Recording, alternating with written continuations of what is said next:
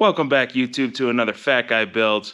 Today, we're working on an Altima. This one's a 2014, but, you know, they work on multiple years when they do the same body style. So, let's get into doing the front strut assembly and the rear shocks.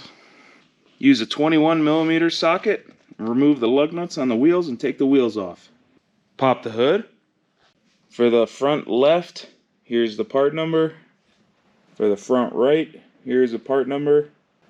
Here's a part number for the rear, TS3334892B.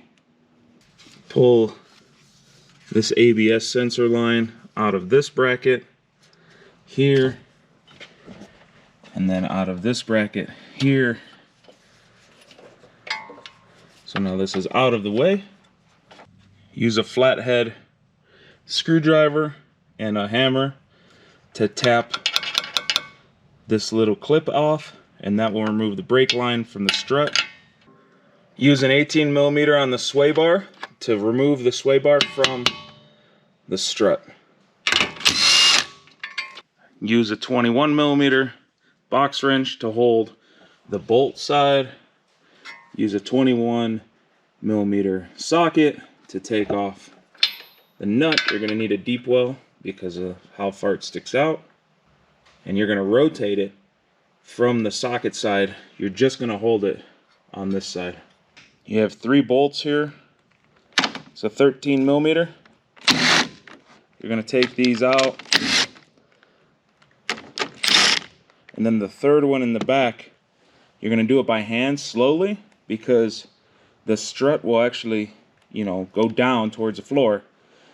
So you want to make sure you're holding it from the bottom and unscrewing the final one at the same time. After pulling out the old strut, you're going to grab the one that you need. So driver's side is left, passenger side is right. Then you're just going to slide up into position. You're going to slide the bolts through really loose. Just put the nuts on really loose. So this will hold it in position. Now I'm going to go on top and just hand start the top 3 bolts.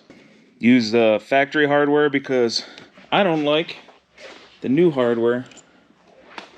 See how small the head is compared to the factory one? So it would have less area clamping. So I reuse the factory ones, 13mm, make them tight. This is where you're going to need a friend.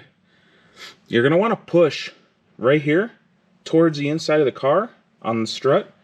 Use a 21mm box wrench to hold the bolt, and then use your 21mm socket to tighten the nut. Push the ABS sensor into the clips on both sides. For the brake line, there's this little nub on the bottom of the brake line right here. That nub goes in that groove here. So you slide it through, and then it should sit flush. See that? If you don't have that nub in, it's not going to sit flush, and it's going to be hard to get the clip in. Take your sway bar end link, slide it through the hole, put the nut on, and then the way you want to tighten it is you want to grab this, pull hard, so there's friction on the back side of here, and then you won't just spin the centerpiece. So pull, tighten it down, go through, double check, everything's tight. You're gonna probably want a friend to hold the bolt here while you tighten the nut. 2 hands on the big, I used the torque wrench, but I didn't use the torque. Just put it till it's tight and it doesn't move. Use a 13mm deep socket. There's a nut on both sides of the top of the rear shock, and you're gonna have to use a long extension like this to get in there. But yeah, there's one on each side. Now the top is disconnected. Take an 18mm, and you're just gonna pull this bolt out, and then this shock will just pop right out of the car. Once you have the strut out, eat some popcorn, then pop this little condom off the top like that. Now we can get to the nut so we can swap the shock. I'm using a 6mm to hold this and a 16mm to take the nut off. Once you have the parts off, you're just going to put them back on in the reverse order you took them off. So you got the little dust shield thingy here first. Then you slide over this stack, and then we'll put the nut back on the new shock.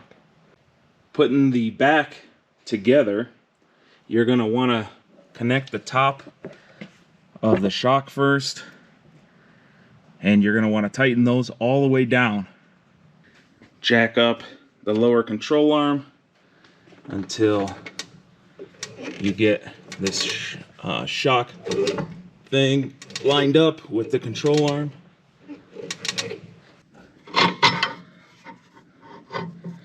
Once it's lined up, slide the bolt in, start it by hand, and then tighten it down. Put your wheels back on, tighten down the lug nuts. Those are one things I do torque. I usually do 110 foot-pounds. Thanks for coming and checking out another Fat Guy Builds. Hopefully this saved you a bunch of money. And if it did, give me a thumbs up. Check out my Patreon. Till next time, wrench on.